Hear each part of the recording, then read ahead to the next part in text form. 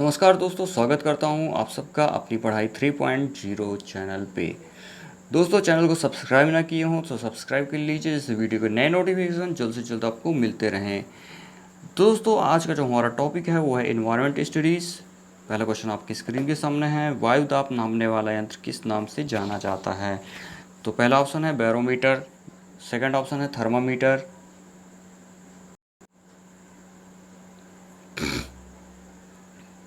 C option है seismograph, D option है hygrometer. तो दोस्तों, इसका जो सही आंसर हो जाएगा,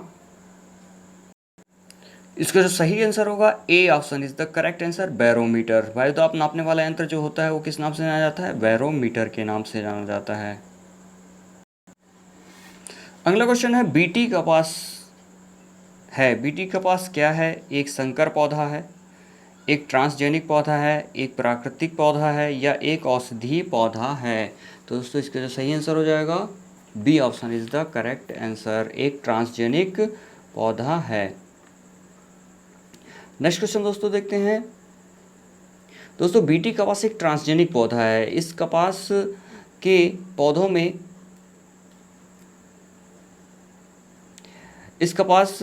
पौधों में बेसुलिस थुरीजिनेसिस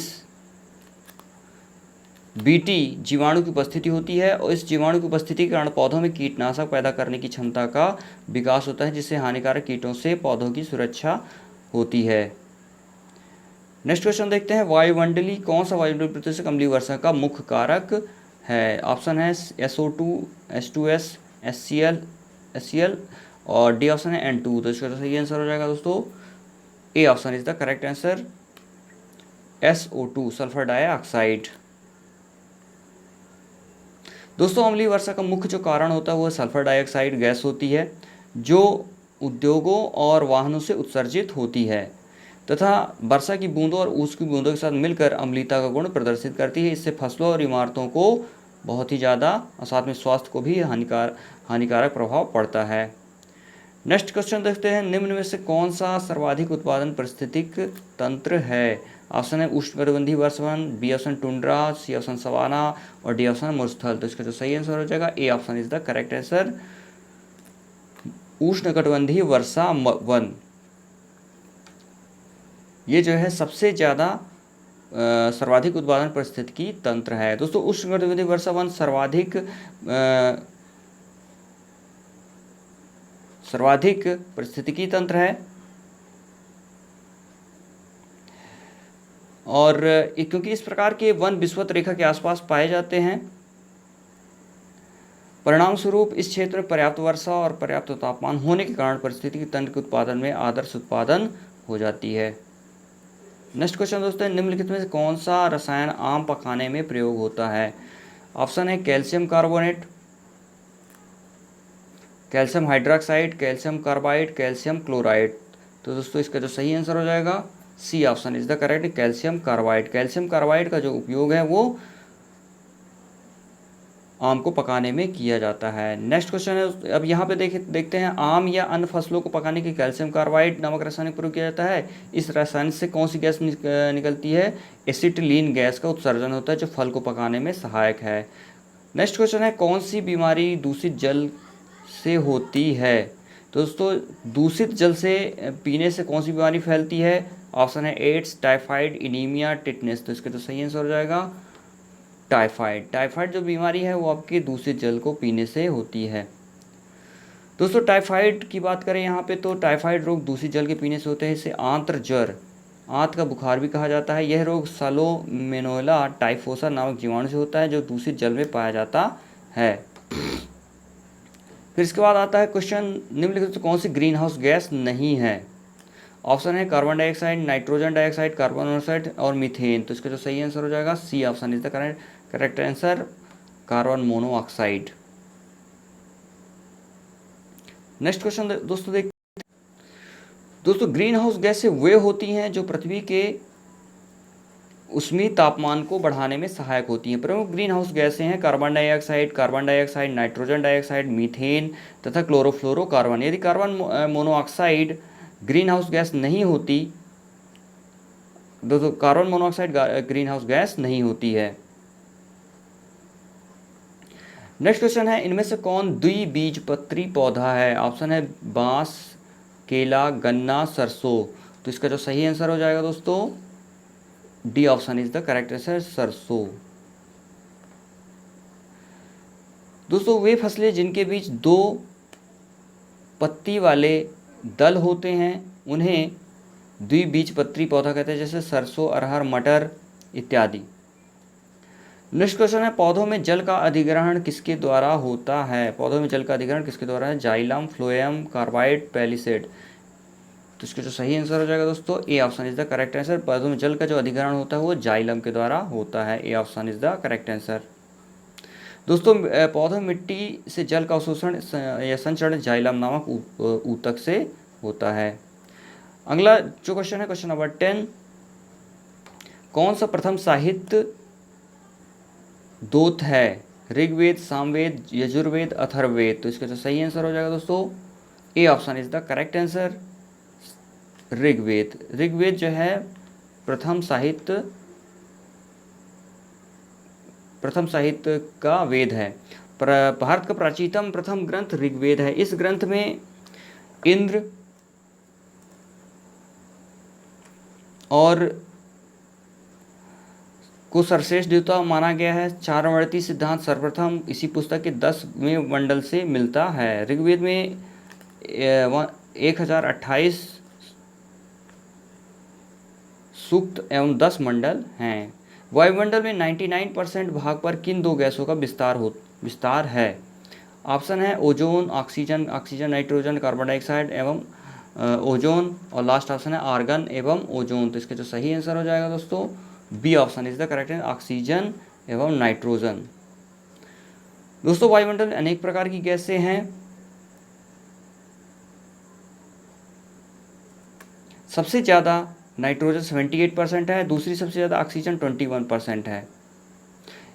ठीक है, तो इस तरह वायुमंडल नाइट्रोजन और ऑक्सीजन की जो है 99% है।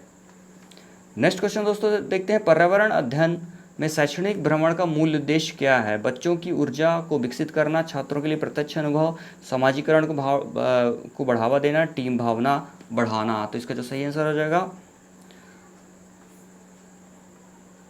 B option is the correct answer, छात्रों के लिए प्रत्यक्ष अनुभव। नेक्स्ट क्वेश्चन दोस्तों, कार्कीय रूप में शुष्क मिट्टी की क्या विशेषता है?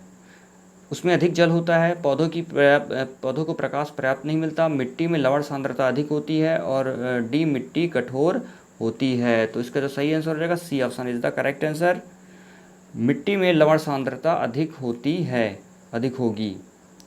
दोस्तों कार्कीय रूप से शुष्क मिट्टी में लवणों की सांद्रता अधिक होती है।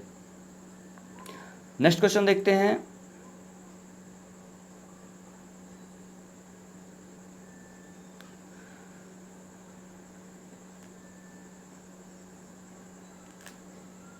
सतत और व्यापक मूल्यांकन क्यों आवश्यक है? सतत और व्यापक मूल्यांकन क्यों आवश्यक है? ऑप्शन है शिक्षार्थियों ने अधिक कितना नहीं सीखा है जानने के लिए, शिक्षार्थियों की प्रगति निरंतर न बनाए रखने के लिए, निरंतर मूल्यांकन होते रहने से शिक्षार्थियों में परीक्षा का अनावश्यक भय नहीं होता, और परीक्षा प्रणाली को महत्व देने हेतु। तो इसका जो सही आंसर हो जाएगा, C option is the correct answer,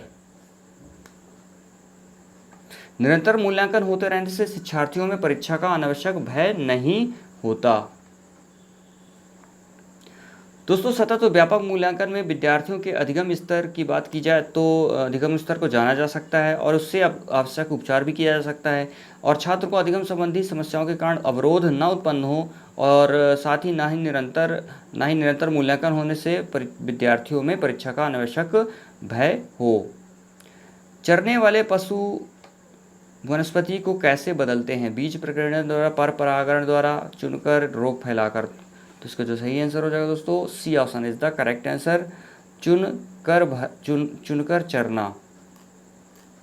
C option is the correct answer, चरने वाले पशु चरकर वनस्पति को बदलते हैं। घास चरने वाले पशु सभी वनस्पतियों को समान रूप से नहीं चरते हैं, बल्कि कुछ ही वनस्पतियां अधिक खाते हैं, जिसमें वनस्पतियां धीरे धीरे नष्ट हो जाती है, उनके स्थान पर अन्य वनस्पतियां उगाती हैं। निम्नलिखित से कौन स्वास्थ्य अस्थियों के लिए आवश्यक है?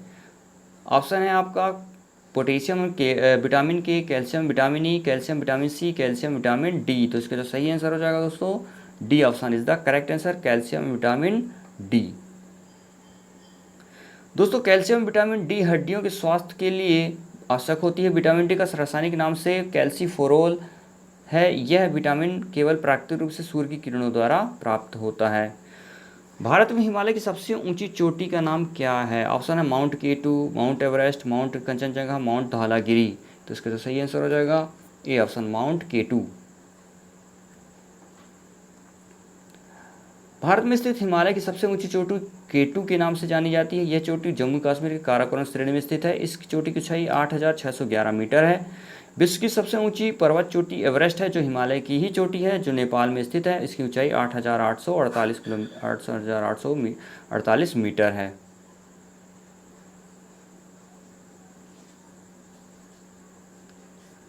प्राथमिक स्तर पर शिक्षण की खेल विधि आधारित है। विकास के मनोवैज्ञानिक सिद्धांत पर, शिक्षण के समाजशास्त्रीय सिद्धांत पर, शारीरिक शिक्षा कार्यक्रम के सिद्धांत पर, शिक्षण विधि के सिद्धांत। तो इसका जो सही आंसर है D option is the correct answer, शिक्षण विधि के सिद्धांत। प्राथमिक स्तर पर शिक्षण की खेल विधि शिक्षण के सिद्धांतों पर आधारित होती है। इसका मुख्य उद्देश्य छात्रों को स्वाभाविक रूप से इसकी रुचि के अनुसार शिक्षा देना है। वायुमंडल की सबसे निचली परत का नाम क्या है? समताप मंडल, ओजोन मंडल, आयन मंडल, क्षोभ मंडल। तो इसका जो सही आंसर हो जाएगा दोस्तों वायुमंडल की सबसे निचली परत का नाम क्षोभ मंडल है।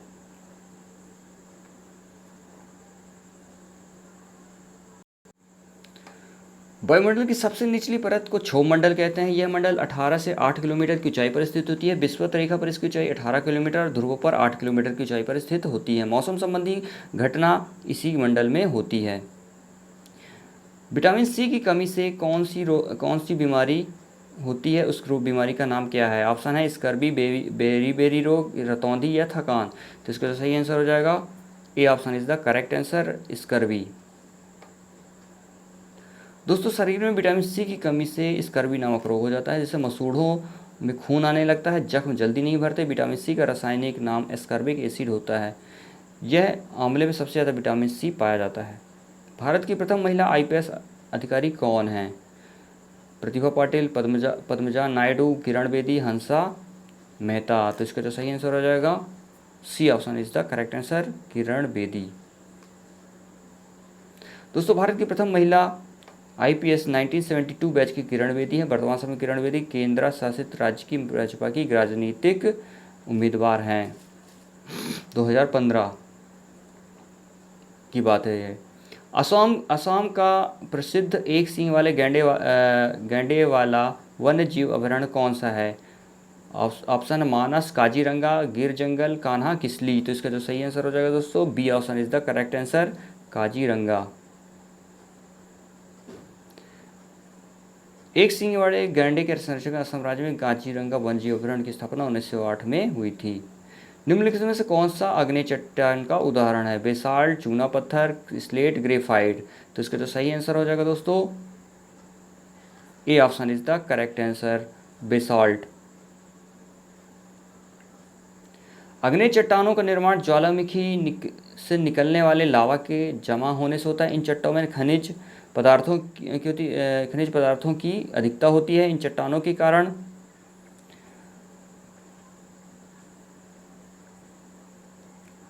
इन चट्टानों के उदाहरण है ग्रेनाइट, बेसाल्ट, पेगमाइट। नेक्स्ट क्वेश्चन दोस्तों देखते हैं यहाँ पे, पृथ्वी के वातावरण में किस तरह से ओजोन परत पाई जाती है? पृथ्वी के वातावरण की किस सतह में ओजोन परत पाई जाती है? ट्रोपोस्फीयर, स्ट्रेटोस्फीयर, मीजोस्फीयर या आयनोस्फीयर। तो इसका जो सही आंसर हो जाएगा B option is the correct answer, stratosphere. दोस्तों ओजोन परत का जो विस्तार है वो है स्ट्रेटोस्फीयर की समताप मंडल में हो जाता है। ओजोन परत समताप मंडल के निचले हिस्से में पाई होती है। यह परत सूर्य से आने वाली पराबैंगनी किरणों को रोक देती है। सिख धर्म के संस्थापक कौन है? ऑप्शन है गुरु तेग बहादुर, गुरु गोविंद सिंह, गुरु अर्जुन देव, गुरु नानक देव। तो इसका जो सही आंसर हो जाएगा सिख धर्म के जो संस्थापक हैं वो है हमारे Guru Nanak Dev, D option is the correct answer. दोस्तों सिख धर्म की स्थापना गुरु नानक देव ने की थी। गुरु नानक देव का जन्म पंजाब के तलवंडी नामक स्थान पर 1469 में हुआ। भूकंप की तीव्रता नापने का यंत्र कौन सा है? Physiograph, seismograph, cardiograph, barograph. तो इसका जो सही आंसर है दोस्तों B option is the correct answer, seismograph. Next question दोस्तों देखते हैं, दक्षिणी गोलार्ध का सबसे लंबा दिन किस दिन होता है? ऑप्शन है आपके 21 मार्च, 21 जून, 23 सितंबर, 22 दिसंबर। तो इसका जो सही आंसर हो जाएगा दोस्तों दक्षिणी गोलार्ध पर, याद रखिए दक्षिणी गोलार्ध पर। तो इसका जो सही आंसर है 22 दिसंबर। 22 दिसंबर दक्षिण में सबसे लंबा दिन होता है। 22 दिसंबर को दक्षिण गोलार्ध का सबसे लंबा दिन होता है क्योंकि इस तिथि को सूर्य का प्रकाश मकर रेखा पर लंबवत पड़ता है। यह घटना मकर संक्रांति कहलाती है। नेक्स्ट क्वेश्चन है, सत्यार्थ प्रकाश के लेखक कौन हैं? ऑप्शन है स्वामी दयानंद सरस्वती, स्वामी विवेकानंद, राजा राममोहन राय, मदन मोहन मालवीय। तो इसके जो सत्यार्थ प्रकाश के लेखक हैं वो हैं हमारे Swami Dayanand Saraswati. A option is the correct answer. Satyarth Prakash के लेखक स्वामी दयानंद सरस्वती थे। स्वामी दयानंद सरस्वती 1875 ईस्वी को बंबई में आर्य समाज की स्थापना की थी। इनका प्रसिद्ध वाक्य था वेदों की ओर लौटो। दोस्तों बिहू भारत के किस राज्य का लोक नृत्य है? ऑप्शन है राजस्थान, तमिलनाडु, असम, उत्तर प्रदेश। तो इसका जो सही आंसर हो जाएगा C option is the correct answer. खाद्य श्रृंखला के परस्पर समूह को क्या कहा जाता है? खाद्य चक्र, श्रृंखला अभिक्रिया, खाद्य जाल, बायोमास का पिरामिड। तो इसका जो सही आंसर है C option is the correct answer, खाद्य जाल। तो दोस्तों ये थे हमारे इन्वायरमेंट से रिलेटेड काफ़ी इंपॉर्टेंट 30 क्वेश्चंस जो आपके एग्जाम में ऑलरेडी आ चुके हैं और आगे भी आने की पूरी संभावना है। तो इन क्वेश्चंस को आप अच्छे से वीडियो को पॉज करके देख सकते हैं, नोट डाउन भी कर सकते हैं। तो दोस्तों कमेंट बॉक्स में अपने सुझाव जरूर दीजिए और इस तरह के और वीडियो के नोटिफिकेशन के लिए चैनल को सब्सक्राइब करना मत भूलिए, लाइक करिए और शेयर करिए। दोस्तों आपका जो सपोर्ट है, प्यार है, उसी तरह बना रहे। मिलेंगे नेक्स्ट वीडियो में कुछ और अच्छे वीडियो के साथ, कुछ और अच्छे टॉपिक के साथ। तब तक अपना ख्याल रखिए। जय हिंद, जय भारत।